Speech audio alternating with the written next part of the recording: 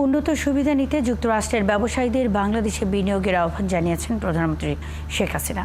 US Bangladesh business কাউন্সিলের উচ্চ পর্যায়ের নির্বাহী প্রতিনিধি দলের সাথে বৈঠকে এই আহ্বান জানান তিনি। সকালে গণভবনে ইউএস বাংলাদেশ বিজনেস কাউন্সিলের board of directors chairman Steven Cobos, president Atul কেশপের নেতৃত্বে ব্যবসায়ী সংগঠনটির উচ্চ পর্যায়ের নির্বাহী প্রতিনিধি দলটি সাক্ষাৎ করেন প্রধানমন্ত্রীর সাথে।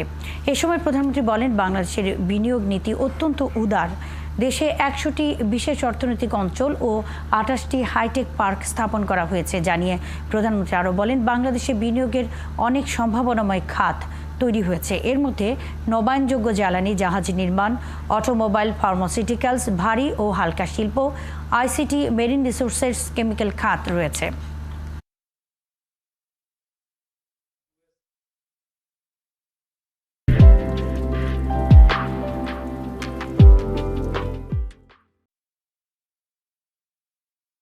Bangladesh is a market of 170 million people, and its location puts it in the heart of market of 3 billion. Its increased connectivity and neighboring countries makes it an ideal place for investment and trade in the region and beyond.